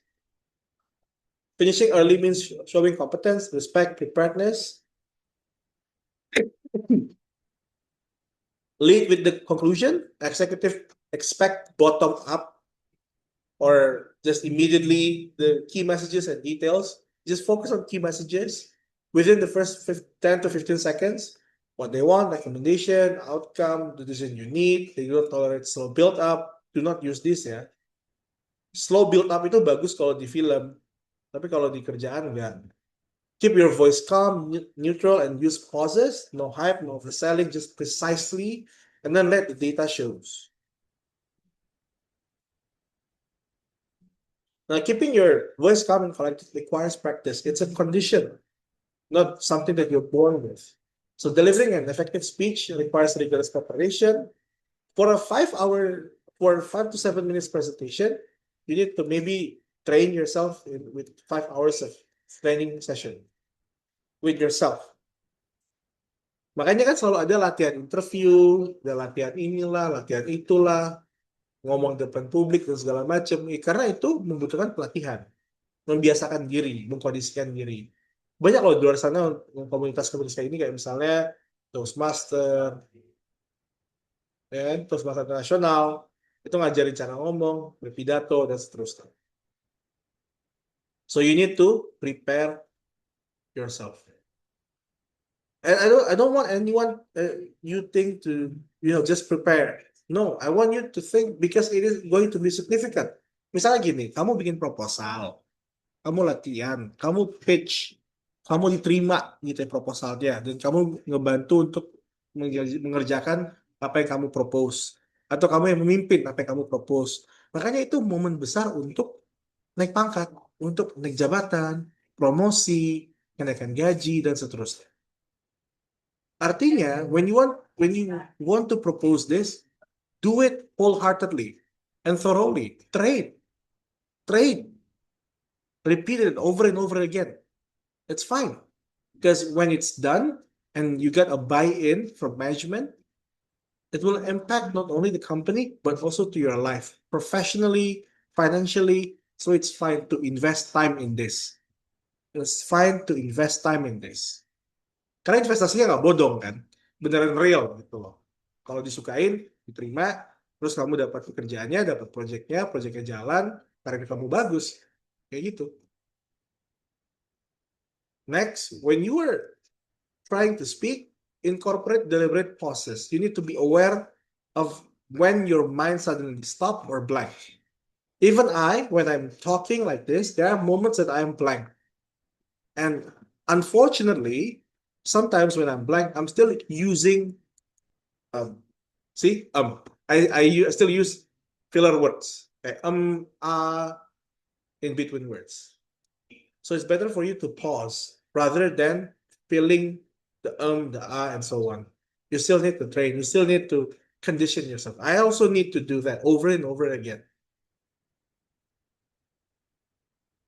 Now, how to present data like a consultant? when you want to present data, when you want to make a slide, you can use this kind of template. A title. This is the title. This is the subtitle. And then this is the main ideas. This is the data. So when you just focus on this slide, it's more likely that you're going to read the title. You maybe skip the subtitle, focus on the data, and then you will read this one, the main points, the main components, and then maybe you go to the subtitle. And then while your eyes are reading this whole process, you use that as a time for you to explain the data verbally. The second variation would be this. You put the data at the bottom. There's a title, and the subtitle is a sum of the main points. It's a combined main points. Jadi yang awalnya ini bullet point, jadinya di sini tuh menjadi satu paragraf. So the data informs the narrative, but the story speaking itu should lead the presentation. Makanya kalau teman-teman lihat TEDx atau TED, data di PPT-nya atau di PowerPoint slides-nya itu kan nggak terlalu banyak ya, karena fokusnya tuh di TED-nya. So TED speaker kan, bukan TED PPT, karena fokusnya itu di verbalnya, ya, di penjelasan verbalnya. Now, conclusion for the final fourth session. Does my pitch begin with the key message? Can I explain any combination rule? Prepared for executive style questions? Point frame? Ya, mirip-mirip lah sama ini. Nah, speak with positional filters, demonstrate business impact, anticipate the type of executive questions. Again, really comes back to that, and yeah, over and over again, just train yourself. Be conditioned to speak. That's it. Those are the 4 sessions that I'm going to provide to you guys, and I think we can move forward to Q&A. Am I right, Kak Nabila? Yes, benar, Kak Edo. Okay. Alright. Oke, thank you so much Kak Edo for the presentation. Ya teman-teman, tadi sudah dari awal diajarkan kenapa apa itu BOD BOC gitu ya. Kemudian juga seperti apa sih menyampaikan presentasi dengan baik, bikin PPT-nya seperti apa, ketika pitch itu bahkan ada detail-detail durasi atau timeline-nya juga gitu ya. Nah, dari teman-teman so far belum ada pertanyaan tambahan di form, tapi apakah ada yang mau sedang menulis ataupun ada yang mau open mic untuk bertanya kira-kira terkait case study presentation-nya nanti ataupun in general gitu ya ketika melakukan meeting dengan BOD atau BOC.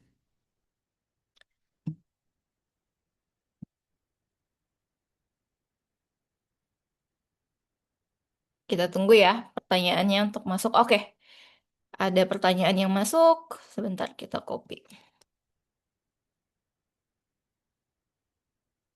Oke, kalau pitch deck biasanya 5 menit, how to include several initiatives to be well delivered and included at once. Rasanya nggak cukup kalau idenya lebih dari satu, tapi presentasinya singkat kayak itu.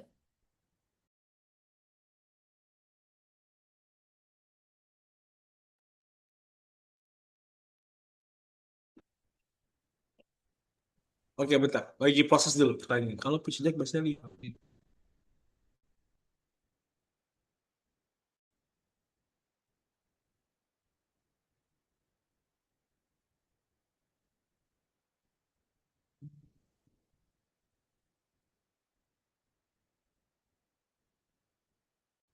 Oke.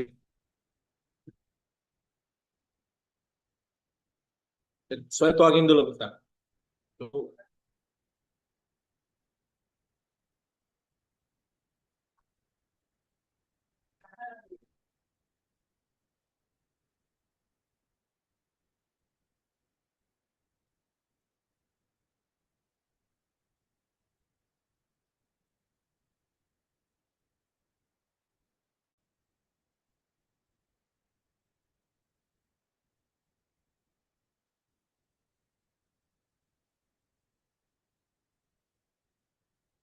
Yang pertama adalah karena memang inisiatifnya banyak, focus on the data that really impacted the company rather than the whole background process and everything.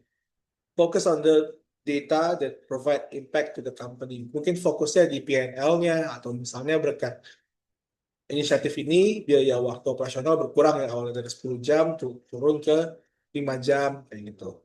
Jadi fokusnya di situ. Makanya saya sebutnya minimum viable details. Kalau di product management itu ada minimum viable product, ya kan? Kalau di sini ada minimum viable details. Secukupnya aja.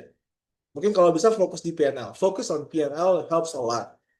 Because by then, the executive know it's important or not. Oke? Dua, apakah mungkin inisiatif jadi satu inisiatif besar? Karena mungkin aja inisiatif yang 5 itu berkontribusi ke dalam satu inisiatif besar gitu ya. Jadi angkanya bisa kamu bikin agregat. Misalnya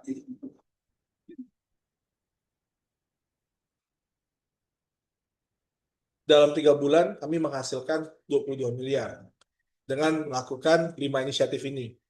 Nah, jadi kontribusi utamanya adalah revenue-nya, baru dipecah ke 5 inisiatif. Dan pada saat menjelaskan, kembali lagi ke prinsip awalnya, minimum viable details. Jangan semua detailnya dikasih, secukupnya aja.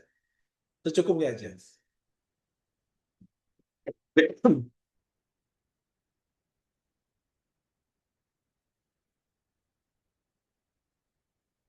Alright, ini pertanyaan selanjutnya masih berhubungan juga, Kaido. How to define which data that can be eliminated?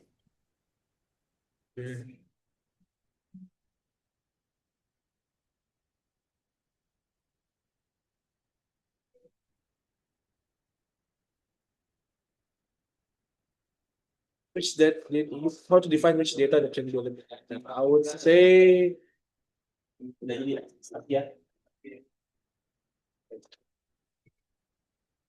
the data. Answer the following questions.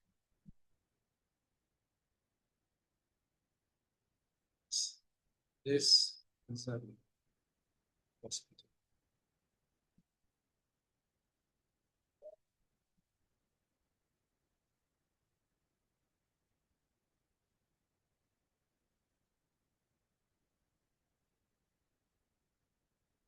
Does this represent positive impact to the company? If yes, masukin. If no, gak usah masukin. Positive impact itu apa? P&L.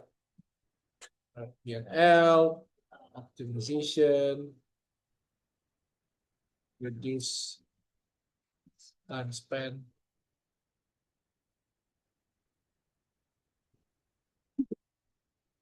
Dua, does this interest the board atau listener directly? If yes, continue. What are the interests of the board? C, P&L.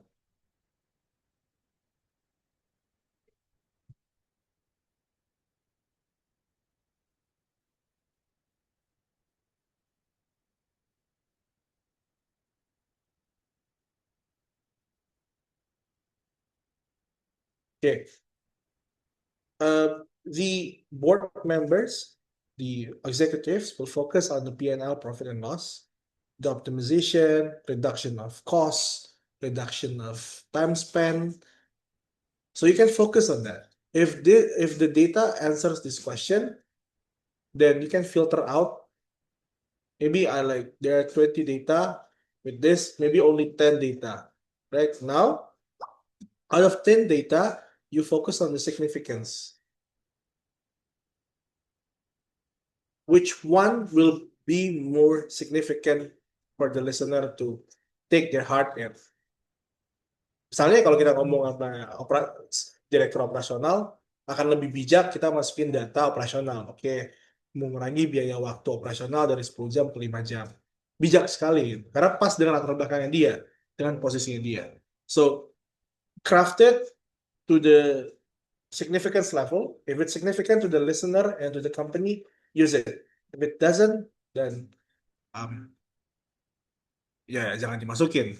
Nah, kalau misalnya udah pakai 2 pertanyaan ini plus udah pakai filter signifikan dan masih ada 5 data yang pengen kamu, ada 5 data dan kamu mensingkirkan 3, sebenarnya itu a good problem kan? It's not a bad problem, it's a good kind of problem. That means there are lots of beautiful things for you to explain to the directors. So it's a good problem. Now, at that moment, it's your taste jadinya. Selera kamu aja, kamu mau milih yang mana. Karena kan kembali lagi ke tujuannya. Misalnya tujuan kamu adalah melaporkan, ya udah berarti fokus di pertumbuhan, di progres.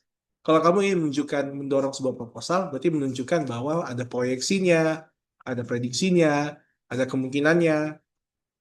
Jadi balik tadi tujuannya untuk ngomong ini apa? Ini datanya tinggal mendukung. So one strong conclusion that you want to aim, one strong goal that you want to aim, and use data to prove that aim, to achieve that aim, but at the same time, all the data should be questioned. Does it impact the company in a positive manner? Does this interest the listener in terms of company's appreciation, profit and loss? And then finally, does this data significant enough to be heard? Data ini cukup signifikan nggak untuk didengerin? Ya cukup, ya udah masukin. Hopefully after all of this, now you can craft a strong narrative when you're trying to explain to the board. Kayak gitu.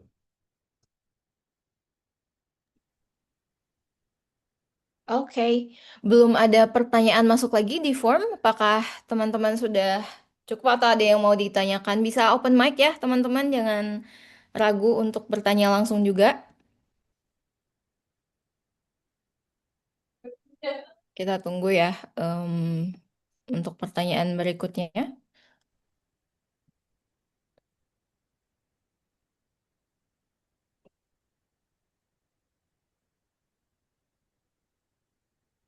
Empat belas empat tiga ya, kita tunggu sampai 14:43. Teman-teman kalau misalnya sudah aman gitu ya, boleh dikasih reaction atau juga bisa diinfokan kalau misalnya sudah clear semua.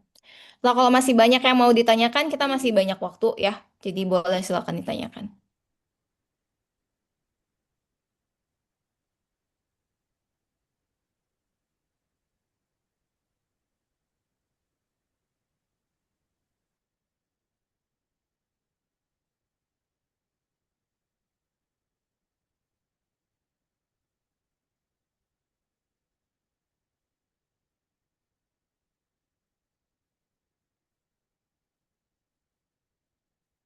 Oh, oke.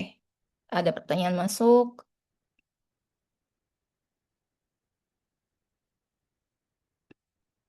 Oke, next question. Berikut Kak Edo. Kak, kalau misal beberapa data yang akan kita tampilkan itu bisa kita simplify jadi satu karena berhubungan, apakah itu bisa menjadi opsi juga atau harus data dengan independent variable?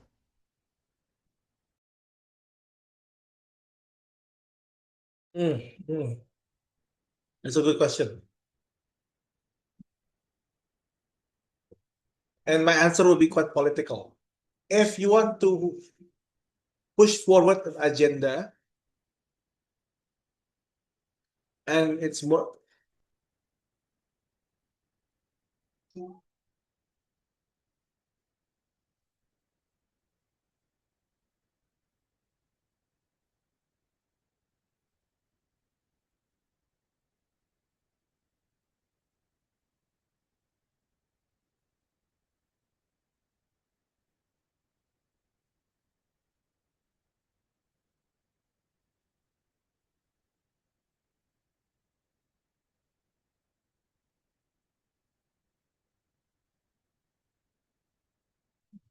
if you torture statistic enough, the data enough, it will justify anything, right? That's one of the saying.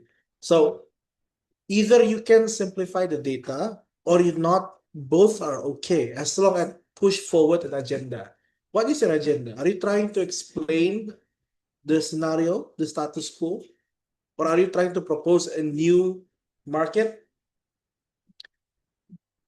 If you're trying to propose a new market, obviously you cannot merge all the data, right? You need to potential data, potential market, what are the realization, the tam-sam-som, total addressable market, serviceable, obtainable market. So you need to find the data that push forward your agenda. Nah, kalau misalnya independent variable, mungkin kemungkinan besar seperti itu. Kalau kita mau masuk ke market baru, we want to go to new market, and then we can use independent variable data to push forward the market justification. But if you can, if it's not about that, it's about trying to explain something or proposal, and you need to simplify it, you can simplify it. Both are okay as long as you know the agenda. What's your agenda?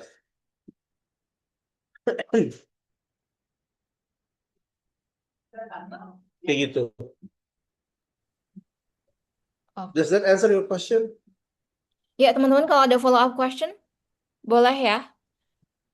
Bisa muncul siapa yang bertanya. Kebetulan formnya anonim. Sudah aman.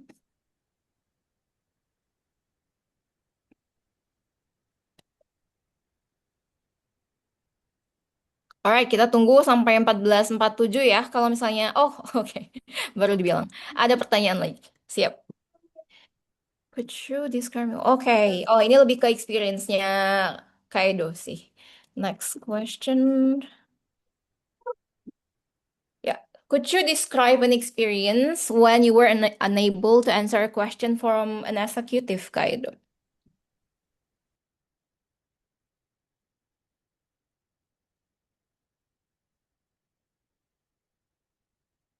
Konteks dulu. I was working as a manager for a new project, and that project the project aim is to digitalize financial system of that organization. Jadi sistem pembayarannya itu diubah, sistem pelaporannya diubah, semuanya diubah untuk jadi digital. Nah, there are 10 people who work in the finance department, and with new digitalized system, we can reduce the amount of headcount from 10 to 3. One of the questions that I cannot answer immediately was, who should we mutasikan? Siapa yang bakal kita pindahkan? Atau effectively terminated? I need some time to answer that question. I cannot answer it immediately at that moment. I said, I need some time to understand their specific role for now and their potential role after the digital system is done. To make it clear to the executives, I said I need at least a month and at most 50 days-ish, not more than 2 months lah, but in the range of minimum 1 month and then maximum 2 months, but not even 2 months. For me to get the understanding, I try to listen, I try to map out their roles, and that was a gut-wrenching decision because my recommendation means that some of them will be terminated. I cannot answer that question immediately, obviously, so I need to circle back, but I clearly explain what I'm going to do, the amount of time that I'm going to spend to make and form the answer. That's one case. Other case would be asking about data. Kalau misalnya kita bikin fitur ini, berapa banyak market yang bisa kita masukin? It was in product management meeting, and at that moment, I was product manager number 1. I have another product manager equal to me. I do not know the answer. The one who's asking was CTO, Chief Technology Officer. And I said to him, I do not know the appropriate answer for now. Let me check on it after, or give me 10 minutes to answer this question. At that moment, the boss was, yaudah, 10 minutes lah for you. Okay, so in the 10 minutes, he is asking questions to another product manager, not me, and I was left alone, still in the same room, still in the same discussion, but I was trying to find the answer using internal documents, assumptions, and so on and so forth. So whenever I have a hard question that I cannot answer immediately, I will fall back into 2 steps. Either 1, two options. Either one, immediately ask for a stop and then circle back at a different date, or ask for time to answer that question, but still on the same date. I hope those scenarios clearly portray what are my experience vividly. Oke, thank you Kak Yudo for sharing. Oke, masih ada yang mau ditanyakan teman-teman? Mungkin tadi boleh sekalian nanya experience-nya Kak Yudo juga gitu ya, sebagai persiapan untuk minggu depan untuk teman-teman yang akan presentasi.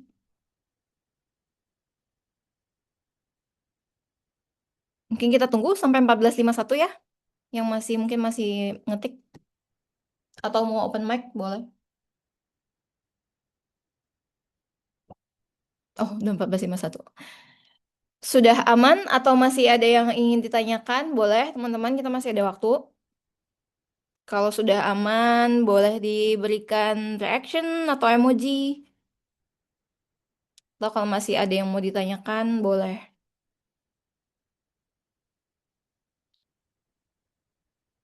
Oke. Beberapa sudah aman ya. Pertanyaannya sudah terjawab sepertinya. Sudah oke. Alright, kita tunggu sampai 14.52. Kalau tidak ada pertanyaan masuk lagi, kita move ke sesi selanjutnya ya.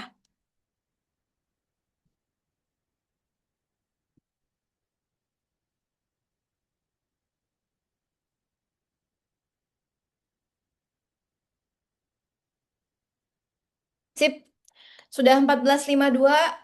Dari Q&A-nya sudah cukup. Kak Edo, terima kasih banyak sudah menjawab semua pertanyaan dan juga presentasinya. Tapi mungkin sebelumnya untuk closing statement ataupun closing remarks-nya Kak Edo, apakah ada yang ingin disampaikan sebagai summary ke teman-teman? Okay, my final thought would be this: train regularly to speak. Write something, speak in front of the camera, in front of the mirror, listen to it, listen to your AI. Train to speak. You need to learn how to speak, because if you know how to speak, if you know how to articulate your thoughts, it will be quite easy for you to get a buy-in from people. And it also will help you a lot in your career, professional life. So really train to speak. You nggak bisa lahir dengan bisa ngomong. Kita harus latihan terus buat bisa ngomong. Jadi always train yourself to speak. Oke, terima kasih Kak Edo. Ya, teman-teman ya, seperti yang Kak Edo sampaikan, tidak ada yang bisa langsung lancar ya mempresentasikan sesuatu ke BOD dan BOC ketika lahir gitu ya teman-teman. Jadi harus praktis. Ini masih ada waktu 1 minggu lagi ya. Jadi bisa di prepare dari filenya, kemudian dari apa namanya, dari praktis ngomongnya juga teman-teman bisa dibagi dibagi siapa yang akan ngomong gitu, ataukah 1 orang 1 menit atau seperti apa, itu nanti dibalikan ke teman-teman. Dari kami terima kasih banyak Kak Edo, mari kita kasih applause dulu untuk Kak Edo ya. Terima kasih banyak untuk informasinya, kemudian ilmu-ilmu barunya yang sangat praktikal ya, semoga bisa dimanfaatkan sama teman-teman untuk nextnya ataupun nanti di case study presentation. Oke, kita move langsung ya ke teman-teman. Silakan isi belum final sih, feedback form untuk final training. Final feedback formnya nanti next week ya. Ini boleh diisi untuk teman-teman. Silakan di hari ini. Nanti deadline-nya untuk teman-teman next leader di tanggal 10 Desember ya. Jadi masih ada waktu untuk completein semua feedback form dan reflection papernya. Kemudian informasi sedikit aja untuk case study presentation di minggu depan. Mengingatkan kembali, teman-teman diharapkan untuk hadir di pukul 10 di kantor Kuiper di Gedung Wirausaha di lantai 7. Kemudian please wear formal attire for both group photoshoot dan presentation. Jadi tidak ada ganti baju ya. Maksudnya ketika photoshoot dan presentasi bajunya sama gitu. Kemudian there will be no individual photoshoot lagi gitu ya. Jadi hanya akan ada group photoshoot dan juga tim photoshoot. Kemudian akan take place before lunch. Jadi nanti kita akan makan siang bareng ya teman-teman.